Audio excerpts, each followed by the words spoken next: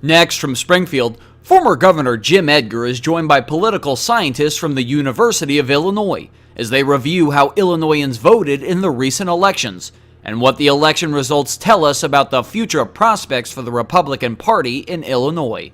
This runs about 1 hour. Okay, good afternoon. And I will probably just speak from the table here rather than shuffle back and forth to the dais. I think everyone can basically see, and it certainly is a pleasure to be here. Occasionally, I'm going to be looking at my cell phone. I'm not checking lottery numbers. I basically destroyed my watch this morning, and so I'm supposed to be keeping time, and that's the best I can do. It certainly is a pleasure to be here. We've got a great panel to talk about the election, and let me just pick up on the theme that Fred talked about. Depending on whether you're an MSNBC fan or a Fox News fan, either a lot happened a week ago or not much happened a week ago. And so it was an interesting election to try to interpret. We certainly still have a Democratic president, a Democratic U.S. Senate, a Republican House. The Democrats still control everything in Illinois. On the other hand, a very, very small list of U.S. presidents who have twice won the popular vote by more than 50%. Two of those notable people on that list were FDR and Dwight Eisenhower. So it's historic to have a president reelected. It doesn't happen as often as you would think. The congressional delegation in Illinois went from 11 to 8 Republican to 12 to 6 Democrats. We have margins in the Illinois House and the Illinois Senate that are historic in terms of the dominance of one party. You have to go back to, as my friend Charlie Wheeler tells me, you have to go back into the 1930s, which I told Charlie he should know because he probably covered those elections. But this is, there were obviously some things that you could look on and say, wow. On the other hand, you can also say incumbent president, really good, really partisan congressional and legislative maps, and what do you expect? And so, it is an interesting election to try and get a handle on in terms of what does this mean going forward. And to answer those questions in kind of the reverse order they're going to speak, at my far right, and I don't mean it that way, former Governor Jim Edgar. If anyone does not need an introduction, it's Governor Edgar, who was started out as a legislative staffer, was a member of the Illinois General Assembly, elected Secretary of State, twice elected governor of the state of Illinois, and has been a tremendous addition to the faculty of the Institute for Government and Public Affairs in his appointment with us since he left office. Next to him, Chris Mooney, who is a professor of political science, and I have to get this down. He's the W. Russell Arrington Professor of State Politics at the university. He's also has a half-time appointment with the Institute of Government and Public Affairs, and is widely recognized nationally as an expert on state politics. And then to my immediate right, Amanda Vinicky, who is the State House Bureau Chief for WIS Public Radio, is a graduate of the Public Affairs Reporting Program at the University of Illinois Springfield, which is a terrific program that has launched the careers of a lot of really good public affairs journalists. And just to continue, the U of I connection, was also an undergraduate at the University of Illinois. Amanda's going to start with focusing a little bit more on the legislative, Chris more on the congressional U.S. Senate, the the governor on the presidential, but all of them are free to talk about any aspect of the election that they want to talk about. And then after they have finished their remarks, then we're open to any and all questions. And so, Amanda? I will begin. And I'm loud enough that I generally don't need a microphone, but I like them, so I will use it. As Professor Redfield alluded to, there was definitely a changeover in the Illinois General Assembly that not a major one in the sense that it has, in my entire tenure covering the Capitol, been controlled by Democrats, but now it is just even more so. And so I have kind of a little prop here. We'll see how this goes to try and demonstrate.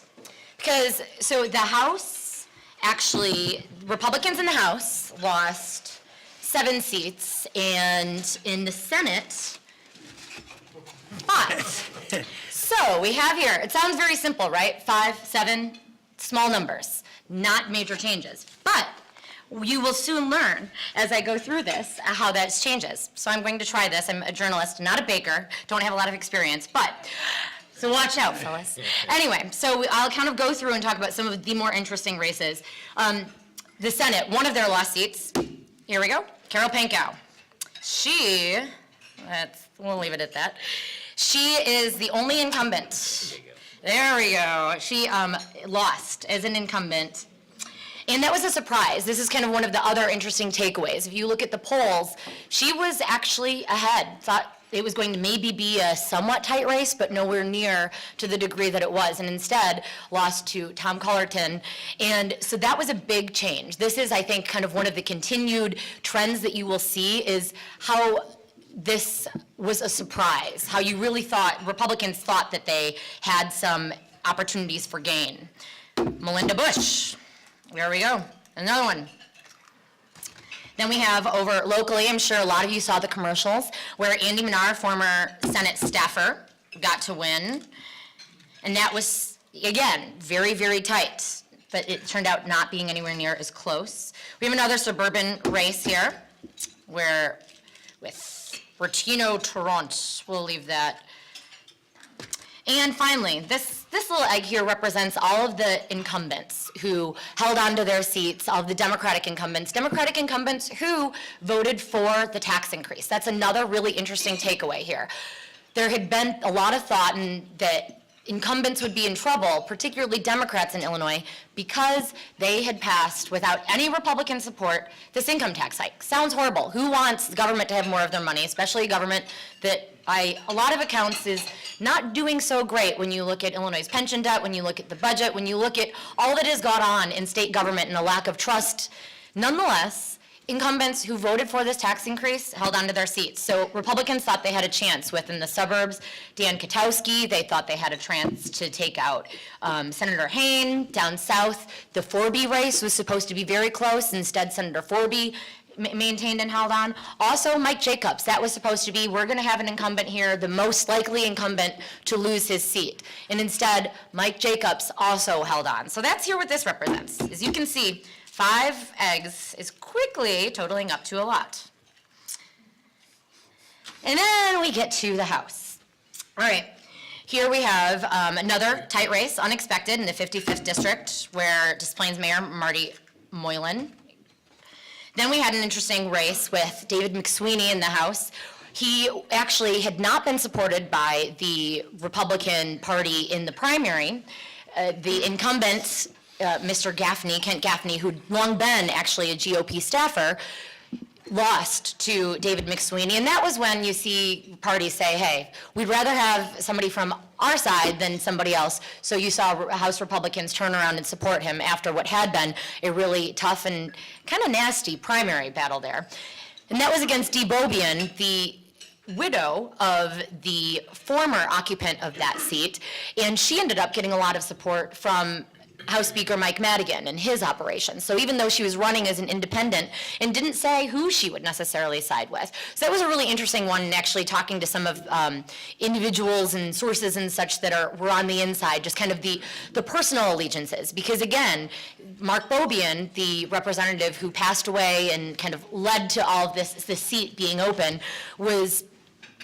had been in very close with Tom Cross, had been in leadership, so had been very close, like Tom Cross being the House Republican leader. So that was really an interesting race from a lot of levels in terms of looking at kind of changed allegiances and such. So they go in, there we go.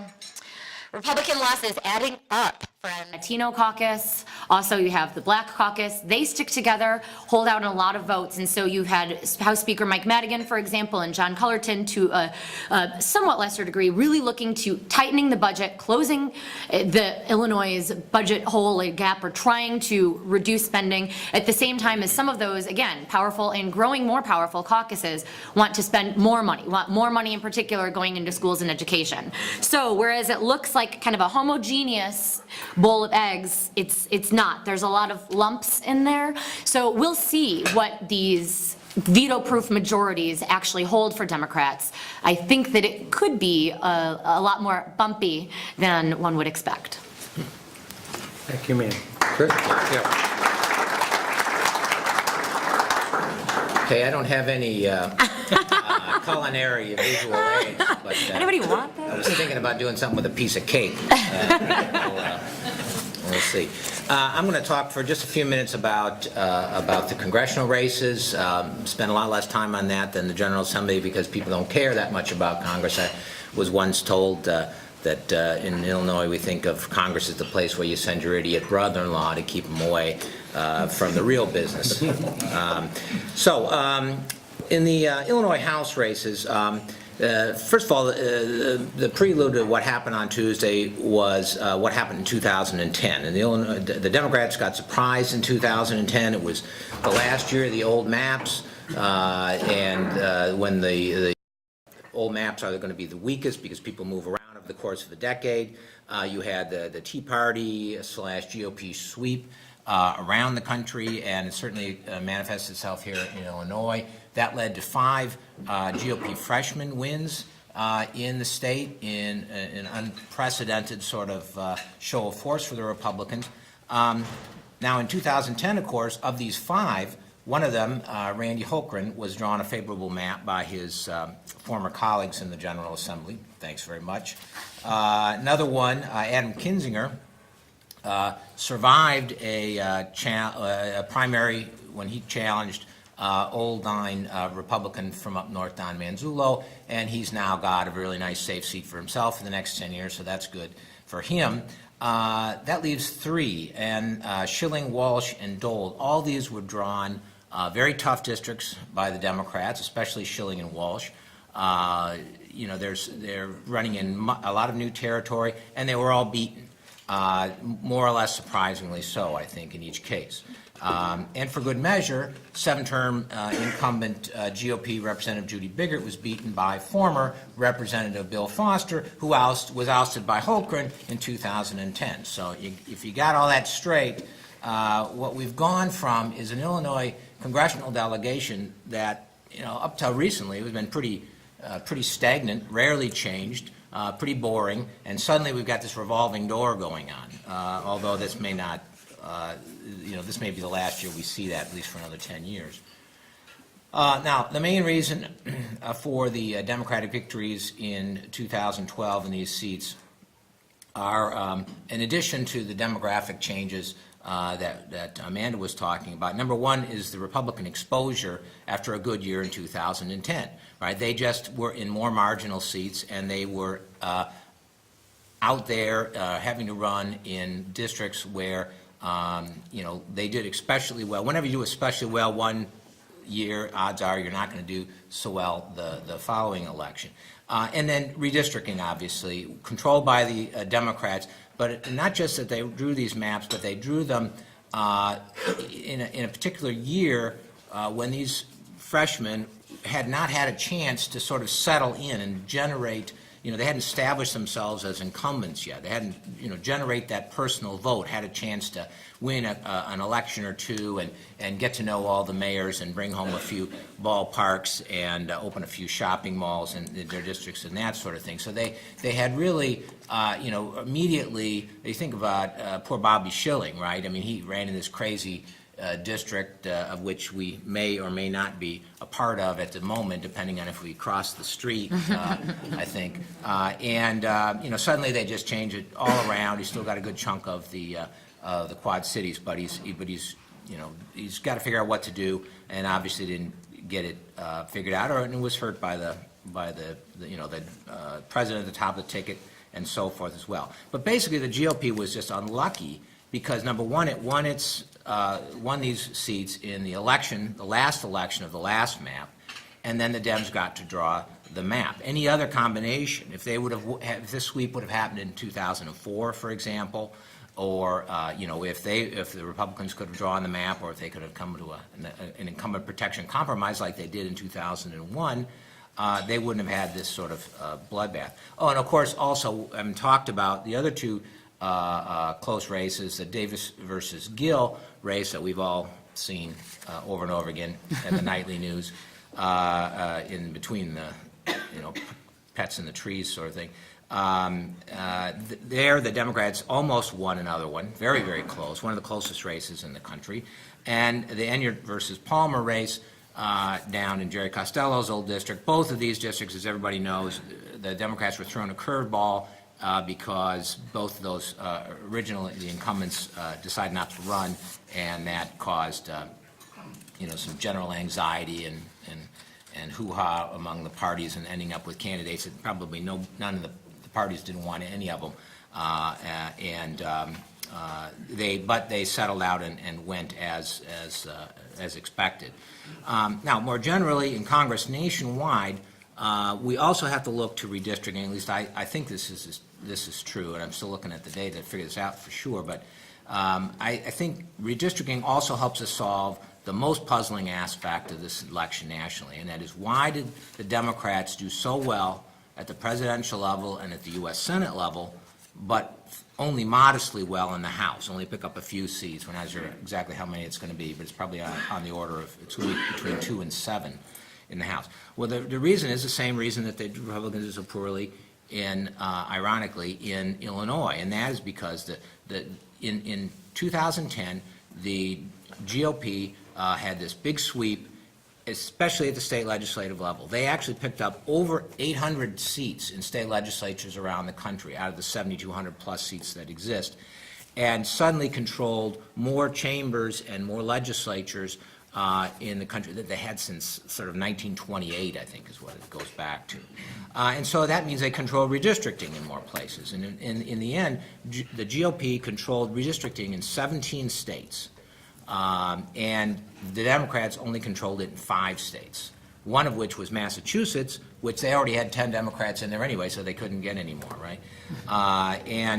So in the end, the way I make out the result there, it's not as cut and dried as it might sound, but of the states where one party controlled redistricting, 50% of those states, the party that controlled redistricting gained seats in the House. In 18% of those states only did the other party actually gain seats, and in 32% of the states they stayed the same. So the fact that the Republicans had controlled the redistricting in so many states allowed them to sort of stave off the sort of weak Democratic wave that we saw Obama ride and the U.S. Senate. Plus they had fewer candidates who opened their mouths when they shouldn't have opened their mouths, apparently, or at least they didn't get in the paper. So, all right, thanks.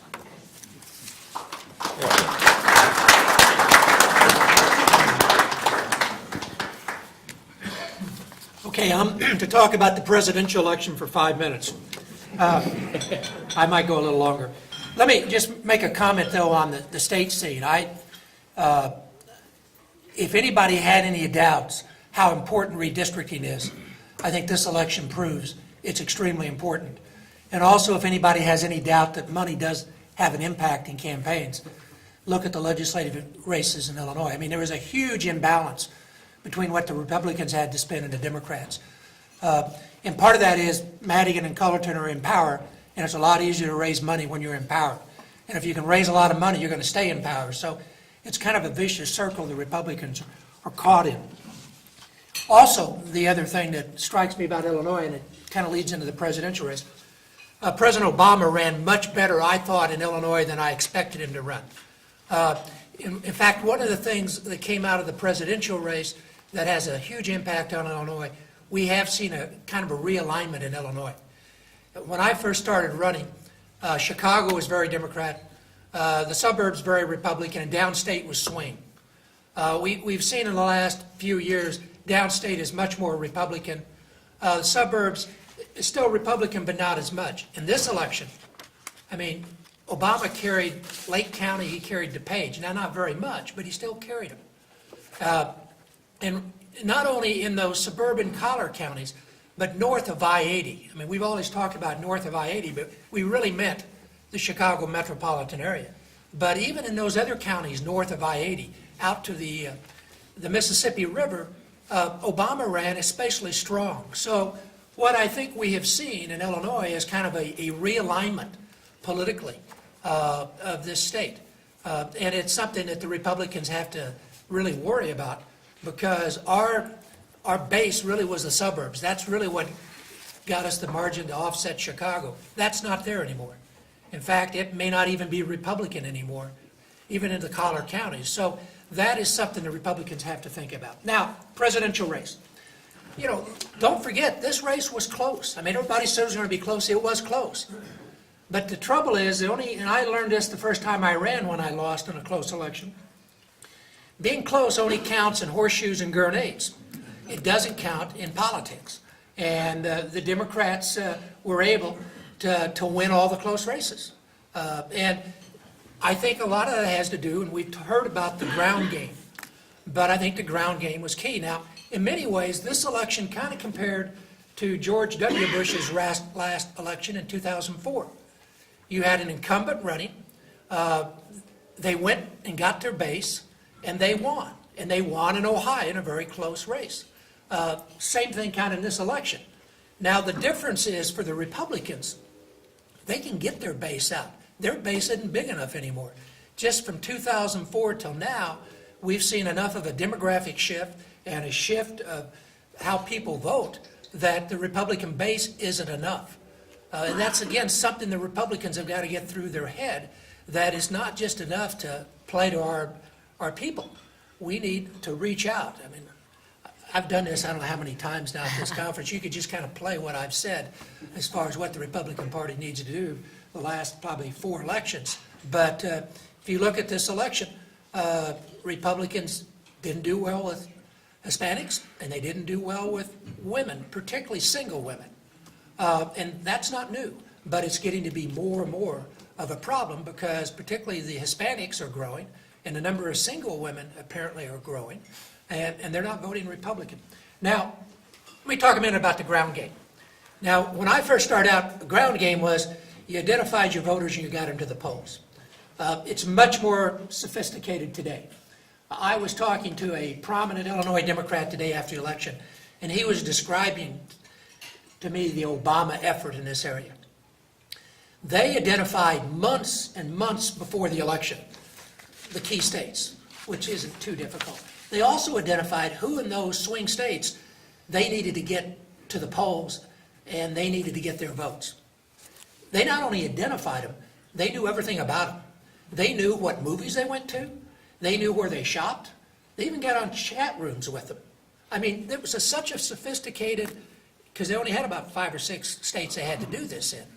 But they went after those people, and they knew them, and they worked them.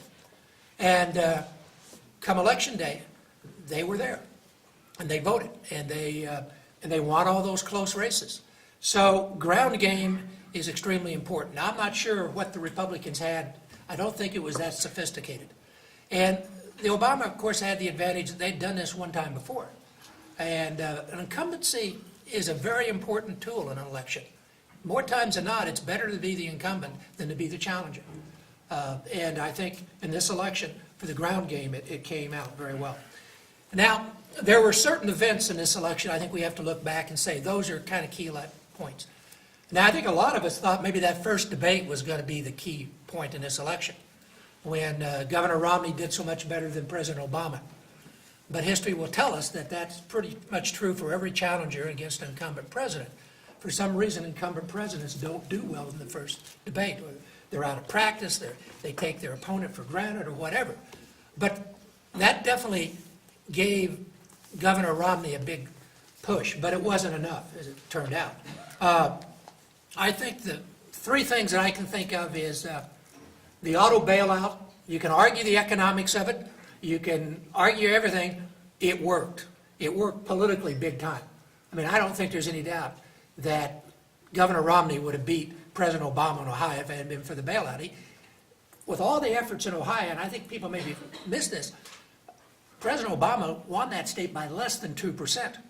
I mean, he actually did better in Virginia, turns out, than he did in Ohio, which I think surprised a lot of folks. But again, I think that auto bailout on Ohio, no doubt it took Michigan out of play, and I think it also made Wisconsin very likely to go for Obama. So the auto bailout. The other thing, and we've heard a lot about, there's no doubt the Hispanic vote was big for Obama, but that wasn't necessarily a given. What saved Obama, I think, with the Hispanic vote was what he did on the DREAM Act. Up to that point, and it wasn't going to happen, but if Gingrich or Perry had been the Republican nominee, I think they had a chance of equaling what George W. Bush got in 2004 with Hispanics, almost splitting the vote. Because Hispanics were very frustrated that Obama had not done anything on immigration. And he did the DREAM Act. I think a lot of Hispanics were still somewhat disappointed. But luckily for Obama, in this area, he had Romney. Romney, probably of all the Republican candidates for president, did more to scare the Hispanics than anybody else. And I heard Hispanics say, I'm disappointed with the president, but I'm scared to death of Romney. And there's no doubt there was a lot of fear vote in that election.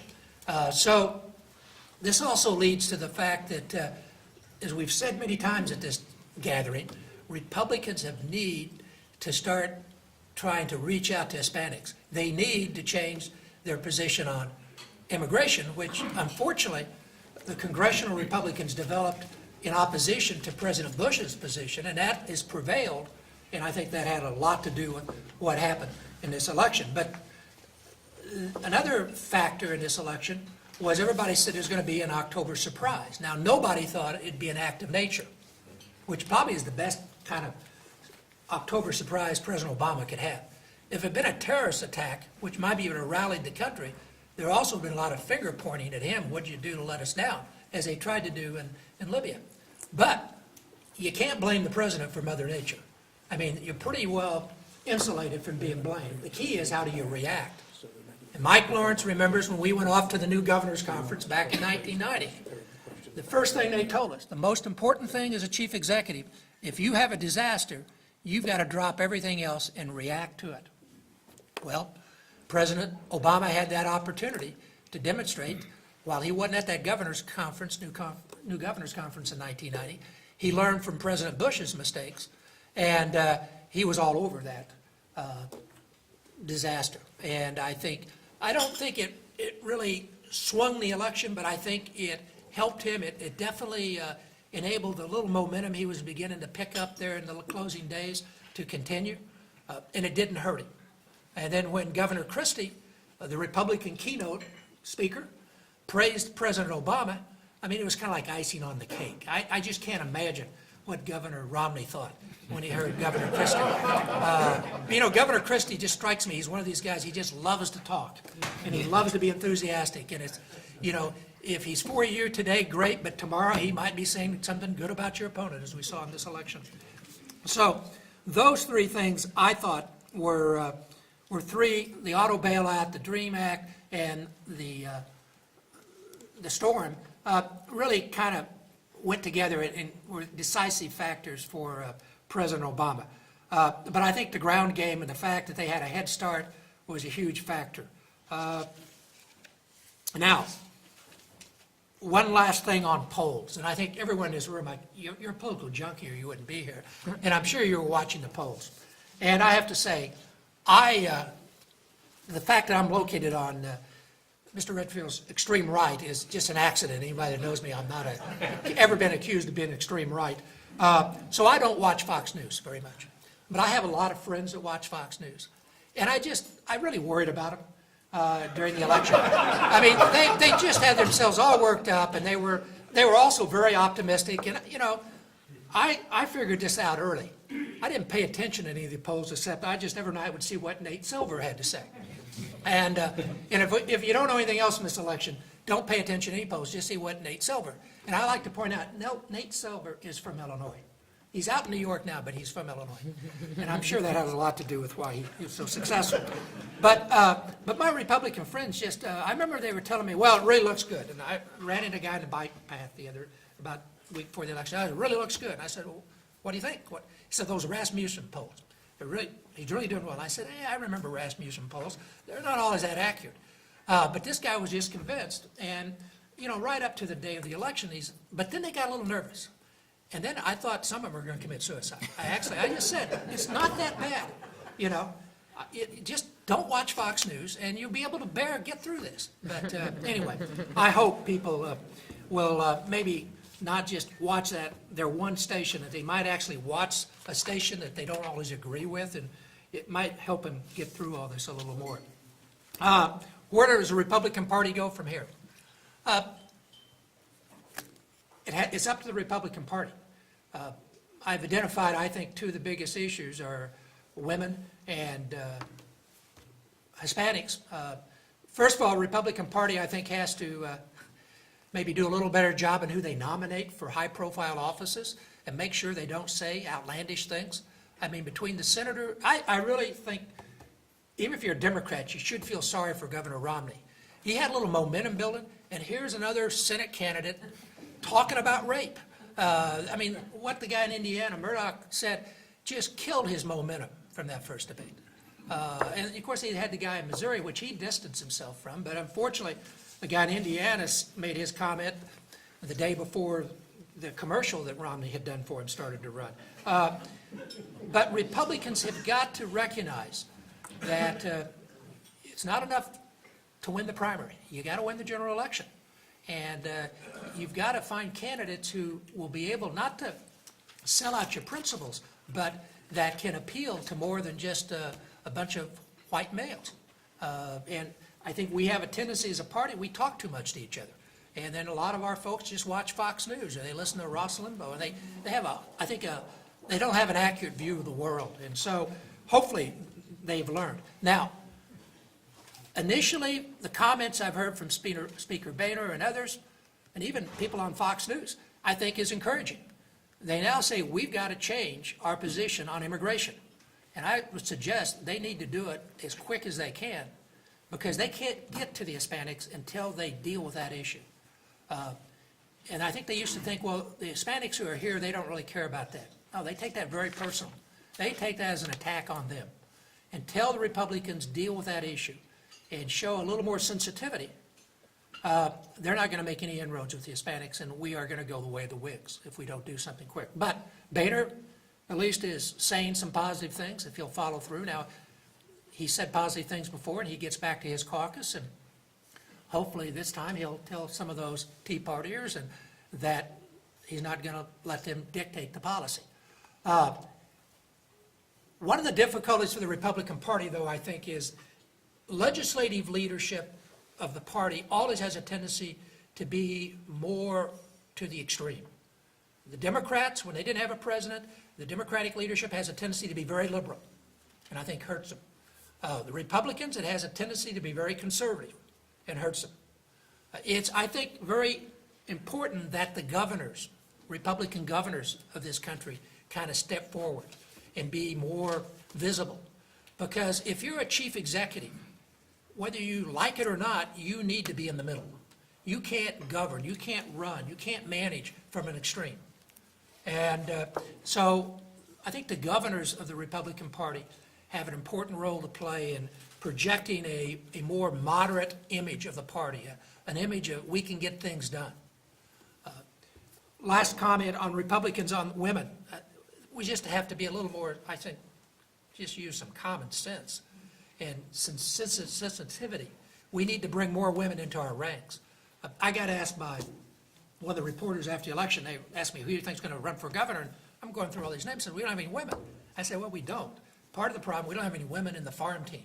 I mean, when I was governor, we had 2 women in statewide office. Now, they both were able to run for statewide office. Unfortunately, we didn't nominate Lolita for the Senate, or I think we still had that Senate seat, which would have meant a guy named Barack Obama may not have been, in the Senate, because I think she would have kept it and kept running. And Judy Bart Topinka, unfortunately, she ran in a tough year, and nobody was paying attention about the governor's race. They were just watching the commercials. But we unfortunately don't have women. We don't have any statewide officials except Judy, and I don't think she's going to run again for the governor. So we need to work on that at the state, and I think we need to work on that nationally very much. The one silver lining, and I'll leave this with silver lining for Republicans. The election was not a good night. I mean, we lost, it seemed like every close election.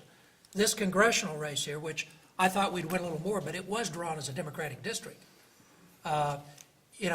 We won that, but other than that, we didn't do that well. And the silver lining, though, is that in 2 years, it'll be President Obama's second term, midterm election.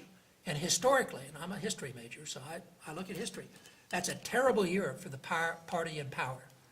So the Republicans, both at the state level and the national level, will have an opportunity. They're not going to come all the way back, but they have an opportunity to make some gains. And I think how many gains they make will have a lot to do with their ability to read the new demographics, to recognize this coalition that Obama put together. It's real. It's not a one-time flash in the pan. It was just as strong this time as it was 4 years ago. And if you look at demographics, it's only going to get stronger. So the Republican Party is going to have to find a way to reach out and to appeal to some of these groups and show a sensitivity that they haven't shown for the last several years. And 2 years we have an opportunity, and particularly here in Illinois, we have probably the last good opportunity we're going to have in my lifetime. I mean, I don't know how long I'm going to live, but if things keep going, elections keep going like this, probably not very long. But anyway, that's the one silver lining out of this election, and hopefully Republicans can learn. The key in anything is you learn from your mistakes, and the Republicans have a lot to learn from in this election.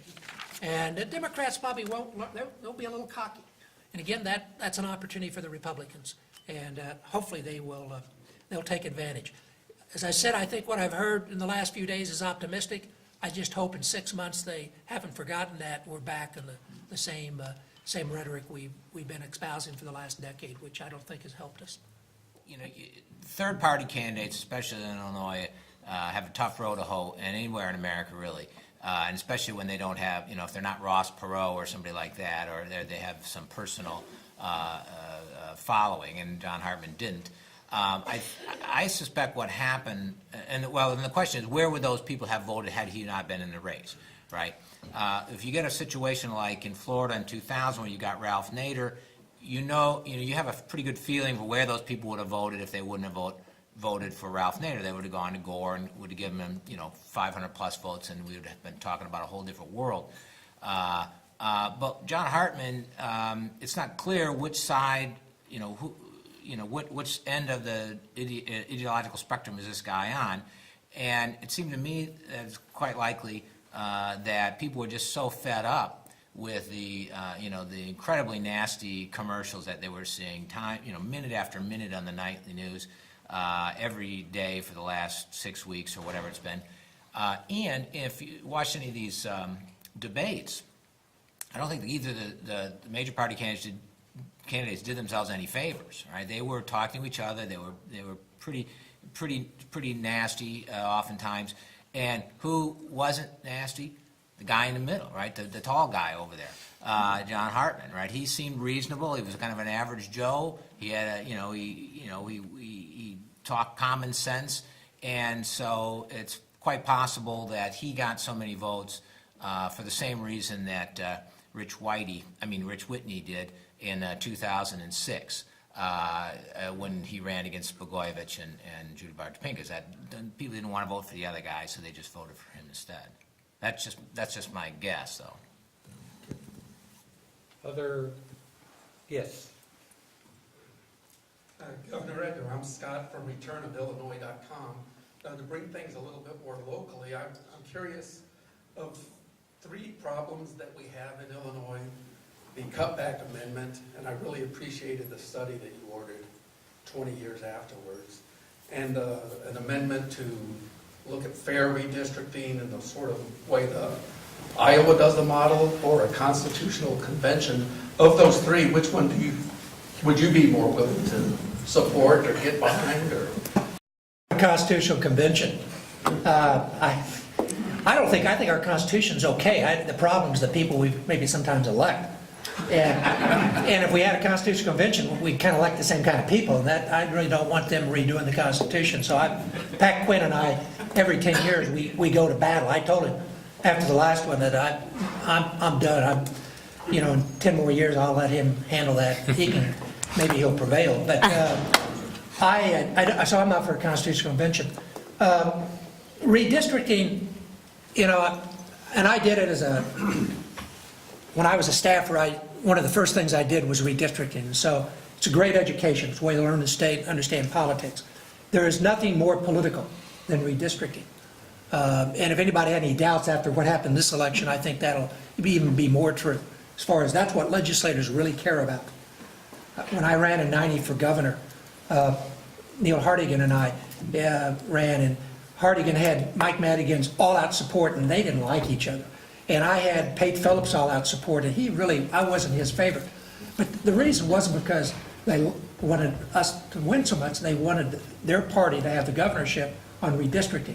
So it's extremely, I think it's impossible to ever voluntarily get the legislature to do anything other than what they do now. They want control of that. And there's some debate on whether there is a way that you can get at that with the legislative article allowing for people be able to bypass the legislature on that. I don't know. That's probably the best thing to try. But I would not want to go a constitutional convention route. I just think that we know the current Constitution. I think it's worked pretty well. It's been adjudicated. That's the other thing. When you have a new Constitution, it might be a decade before you really know what you have. And I can remember even from the last Constitution, some of the delegates who sponsored certain planks of that Constitution, the courts have ruled completely different than what they say their intent was. But it really doesn't matter what they say their intent was. It matters what the Supreme Court says. And so I guess the uncertainty, and in the climate we're in, I just would rather not go that route. One quick thing I would point out also is that it is hard to imagine some people will propose different redistricting processes, but no state has figured it out. I mean, you got Iowa, but they've got a special case because of the homogeneity of the state and so forth, and it's a much simpler problem than it is here. And also, if you look at the congressional maps, if what you want out of redistricting are maps that can be won by either party, depending on how the votes swing in general, I think that's what you've got on many of these districts. I mean, if this had been a Republican year, it would have been, it would have been 6 Republican wins in those seats, not 5 Democrats and 1 Republican, I think. And I'll add on the state level that you look at the map, and yes, clearly it was drawn to Democrats' advantage, but Republicans had their seats too that were, guaranteed to go to the GOP. There were, from my count, 99 of the 177 races were uncontested. So, I mean, either way, both parties are coming in with pretty solid gains. There were more Democrats, I think I have it right here, 39 uncontested Democratic races in the House, 30 for the GOP. So there was a 9-seat lead for Democrats, and a 6-seat lead in the Senate for Democrats. But nonetheless, Republicans came in with a guaranteed dozen of the seats that they have now in the Senate. So they protect their own to a degree, and part of that is just by, drawing districts that Democrats can draw to their advantage. You have to draw some that are safe for Republicans, obviously.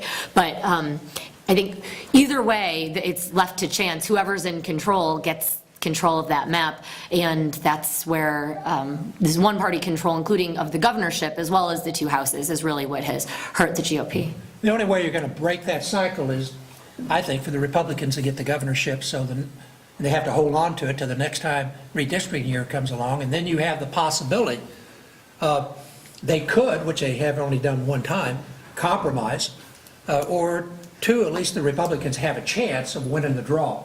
And but short of, I think, the Republicans getting the governorship, I don't think the Republicans are going to get the legislature, because historically, once you're elected, and unless you really mess up big time, and that's, in Illinois, that's going to be really big time, you're going to get reelected. And so I think we're kind of stuck with this. The unknown is the governor's office, and that's why if the Republicans could win the governorship back in 2 years, in some way hold on to that for the next 2 terms and, go into the next redistricting, then you got a shot that this could kind of even up again. But I think the ideal thing, though, would be if all the districts were swing districts, and you really had a choice on election day. And I think it'd make both the parties better. I think it'd make the candidates and whoever gets elected better. But that's not going to happen in Illinois. We are a very unique state and very diverse, but I think we could have far more swing districts than we have now. And I think that would bode well, but I'm not sure how we get there with our constitutional limitations and things like that. And I'll add that I think there's a lot of appreciation for competitive districts, and people want that. And as the governor was saying, the possibility of breeding better candidates through that, and yet you look at some of the races where there were contests and they were pretty horrible and also really made no sense. For our state house races, talking about Social Security, it was one of the mailers that consistently went home to people, even though the General Assembly has nothing to do with that. And I am not begrudging voters, but who knows? I don't think people necessarily distinguish. You know a name, you know that Social Security is an issue somewhere, and there's also, I think, been just a really terrible tone. Campaigns, you go to the museum, more than a couple, but however, across downtown, and they were nasty in Lincoln's time. But I think that there is nonetheless that element to add to it, that when you get these competitive races, sometimes you don't necessarily also get a higher level of discourse along with the higher level of competition. Sir. Governor Edgar, you mentioned the role of the Republican governors in the future, but wouldn't you agree that Wisconsin's Governor Walker, with his battle with the unions, had an impact outside of that state in terms of getting unions spurred to further action? No, I don't think there's any doubt that what happened in Wisconsin probably was a blessing for the Democrats nationally, because it did get the organized labor, which has maybe not been as active in the last few years as they were, very concerned. When I talk to students and I talk to them about campaign, I said, one of the things in a campaign is you got to remember, you may not win over your opposition. There are people out there who are going to vote not for you. You just don't want them to want to go out and beat you. And I think Scott Walker kind of, organized labor probably wasn't going to vote Republican, but they went out of their way to try to beat Republicans, I think, this time, and part of it had to do with that. I think, though, if you look in Mitch Daniels, unfortunately, he was my candidate for president. He didn't run, though. But I think, his type of governorship, and on some of those issues, he had a similar position as the governor of Wisconsin, but the way he went about it was much less confrontational. And, that style. But I think there are governors, and there will be governors that could emerge, and I think, if they talk about what they've been able to get done, and if they're successful in most states, they've got to work across the aisle. They've got to work with a variety of people, not just a bunch of white males, to make things happen. And, I think that's important. But no, I I have to say, when I was thinking this thought up the other day, I thought, well, that might be an exception. But still, he, I think there are things he's probably doing up there that are positive as far as trying to win over some folks. That one issue, I think he probably could need to tone the rhetoric down a little bit, because again, you're never going to get labor to be for you, but you just don't want them out there pounding on those doors and getting everybody else out to vote against you. Okay, we have time for one more question. In the 13th congressional district, we were exposed to a lot of negative TV ads. But if you went up to Chicago, where you had all kinds of congressional districts, you were running 8, 9 negative TV commercials, one just right after another. Has anybody taken a look at the undervote in terms of the congressional races? See how many people just got turned off and didn't bother to vote for a candidate? Because I noticed here in Sangamon County that really in the 13th, if you looked at Heartland and then you threw another 2% in, you really had 10% of the people that didn't end up voting for Peter Davis or Gil. I just was wondering, particularly up in the Chicago area, if anybody had looked at that. Chris? Yeah, no, I haven't seen anybody looking at that yet. In general, negative campaigning or negative ads, I think what people smarter than I that study these things, they tell me that they don't depress turnout as much as you might think.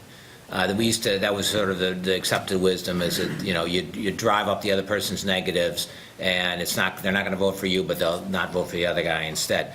Well, the studies that have been done lately show that that's maybe not necessarily the case, and that these negative ads actually do motivate people to get out, because people will listen to them with different ears. Right? If you are a Democrat and you listen to Rodney Davis and you just can't believe the gall of this guy, talking about Gil that way, and then you see the Gil ad and you go, or the ad for Gil, and you go, well, yeah, a little over the top, but it's for a good cause, right? And if you're in the opposite, if you're on the other party, so we hear these things in a different way. And that's kind of what people are thinking about it now, but that's hearsay on my part, so I may be wrong. The thing, on the Gil Davis race, it was the only congressional race we had to watch here. In Chicago, you had about 3 or 4 to watch. So it might have up there diluted that kind of, this is terrible. I think down here, and I was for Rodney Davis, I think though that, he's still got to get positively known, because I don't, either one of those candidates who ever won, they still had a lot to do to overcome all those negative commercials. Now, they might win, but they got to think about 2 years from now. And, the power of the incumbency for Congress maybe is as strong as any office there is. So I think Rodney Davis has that opportunity, but he probably is going to have to do a little more catching up than normal, just because that race, that's all you seem like you saw. Now, occasionally you see that Senate race a little bit, but it was mainly, and as you said, it was so negative. I just think folks didn't come away with a whole positive feeling. So, And I think you watch both candidates in that race try and say that a lot of the negative ads weren't coming from them, and that is the other equation here. You have these super PACs, and what are they going to do? And you saw that play out in both Congress, of course, as well as in state races this time around. And when you look to a statewide race, that should be even more amplified. And what effect is that going to have with the messaging coming from places where you can debate how coordinated and how removed they are from the actual campaign. Obviously, for a bunch of legal reasons, I think that there are a lot of pains to stay removed from the actual candidates in their campaigns, because nobody wants to get caught in that. But very negative commercials and ads and such coming out of there, as well as from the coordinated campaigns. that we didn't talk about. No, and that's huge. That's a whole other luncheon. And the key, I guess, the one thing, we don't elect the Supreme Court judges, and I'm not suggesting we should, but we can only hope that maybe there's a change in the court enough that maybe that philosophy, because I just think the super PACs, I've never been a big one, as Kent knows, I've never been a big one on all this campaign finance reform. But after that decision, it just made it all, to me, kind of a joke. And this election, I can't imagine how bad this has made this election. And I just hope, everybody worries about Supreme Court justice and how they rule on abortion. I really worry that we get some Supreme Court judges and they kind of look at this whole theory of freedom of speech. I just think we've taken it to a ridiculous level, and it's just destroying our political processes. Unless we change that, I don't think we're going to see any better campaigns, and they'll probably get worse in the future, if we can imagine. And I think we've just found the topic for a couple of additional forums. And I'll just, one comment from the moderator, because on something Amanda said earlier about going over to the museum and how nasty campaigns were back in Lincoln's time. But I would also say that since Lincoln's time, we have managed to abolish slavery and give women the right to vote, and I think that we should hope for a little more effort in this area. I was watching TV Thursday night after the election, and looking at the screen and saying, that person is lying to me, and that person knows that he is lying to me, but at least all he wants to do is sell me something. He's not asking me for his vote. So it was really refreshing. You're watching the Illinois Channel, an independent nonprofit corporation formed to provide gavel-to-gavel coverage of Illinois state government and other public affairs events taking place across Illinois.